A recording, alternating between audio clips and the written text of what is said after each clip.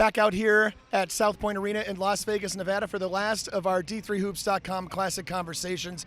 I'm Pat Coleman, and I'm joined by Jeff Gard, the head coach of UW-Platteville, who probably would have been happier, I guess, to talk to us last night coming off a W. Today, they come out of here with a split after a game against Franklin and Marshall. Coach, I was just to say, after watching you guys against Concordia Moorhead, my thought was, how are these guys 6-5? And then, to watch today, maybe we see a little bit of that answer. Sometimes, I guess, maybe a little inconsistent right now. Well, it is, and I think obviously you give credit first off Franklin and Marshall. They've got a good group. They obviously got a balanced group with some size inside, but then also great shooters on the perimeter. I think, and I'm not giving excuses on it, but I think there's a little fatigue. I mean, we play the nightcap, and then we come back around and we play at 4 o'clock in the afternoon. Yeah. But as I tell our guys, it ain't any different than last year. We played Olivet and Hope, and have to travel to Hope. So there's no excuses on those things. And where you want to go to, you're going to be playing that same situation. Late night game, early afternoon championship. So, I think it's things that you got to learn. And I think we've kind of seen that with our group, is the ability to be more consistent all the way through. And, you look at early on with those 5 losses, a lot of that was just consistency, finishing things off down the stretch as well. But good things taken out of this trip. I think obviously we wanted to go 2-0, but we also talk about the other piece of this trip is coming together as a team. And, we still got some unfinished business that we can do tonight and tomorrow, the trip back, that we can continue to come together. I say, not that you want adversity, but there's nothing like adversity to help bring a team together, right? Oh, it was. I think our guys had to play through some stuff. We obviously got to be able to figure those things out, and understand that you got to be able to play the game. You got to make the adjustments, and I think I just give our guys, they continue to battle through it. You got to get some things to fall your way, though.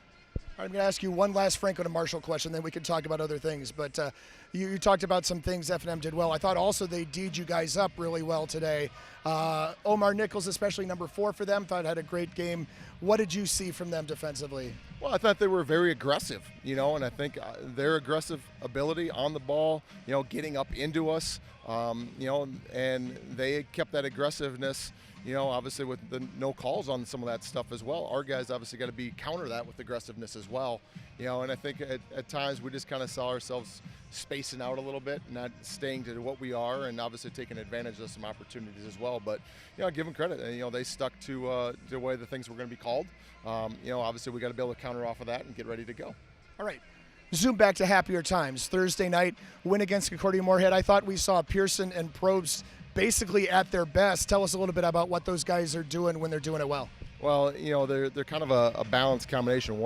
They can both really shoot outside, but obviously Logan's good at getting to the rim.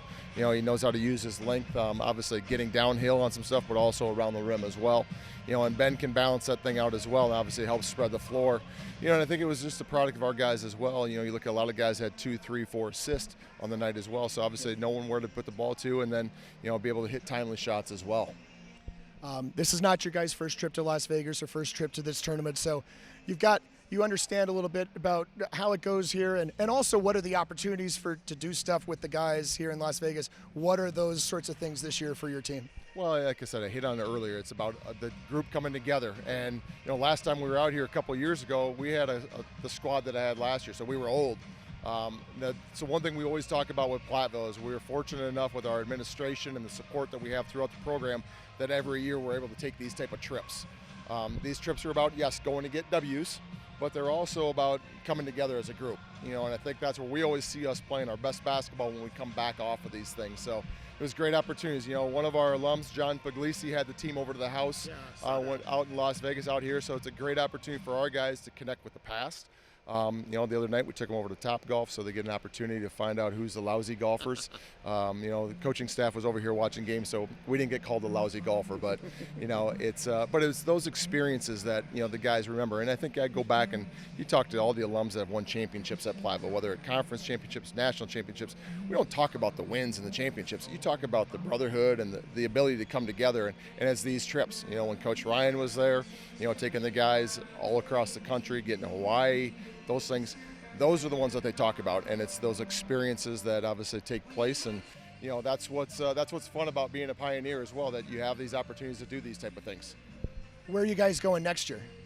Still to be determined. Okay. Still to be determined. We can find a spot for you. I know. I get your guys' emails quite a bit, so that's good. But you guys run a first-class program out here, and I think it's an experience for any student athlete, to be able to get out and obviously, see different parts of the country, and again, not forgetting about what these trips are all about and about the ability to come together as a whole as well.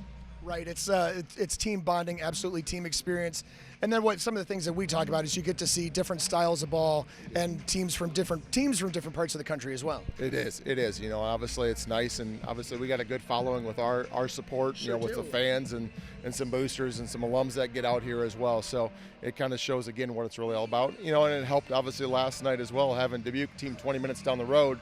They're here cheering us on. Last time we were out here, Edgewood was here. Obviously, we played Edgewood. But again, it's still that opportunity to kind of come together. It's not only the players coming together, it's our families coming together as well. Right, so it's back into WIAC play the rest of the way. At one point, I had your schedule for the next couple of weeks memorized, but now I no longer do. You've got Stout in there, I think, coming, and I don't remember the rest offhand. Well, we go to lacrosse on Wednesday. So, No rush. Welcome back to the WIAC. But, Right. And I think that's the thing. We talked about it even coming out here as well. It's one at a time. That's a mentality. What's the next one? So obviously learning from obviously the trips going on here, get ready to obviously go get after a good lacrosse team that's playing well. They obviously got a lot of weapons, and take it one at a time, and that's the way you look at it at WIC. There's no get well games for sure. No. So you obviously got to be ready to go, learn from each experience, and then, don't have a hangover from a great win. Don't have a hangover from a loss as well. So, like I always kind of tell the guys, don't get beat twice. So. Yeah. That's Jeff Gard, the head coach of UW-Platteville, his team here at the 2022 D3Hoops.com Classic in Las Vegas, Nevada.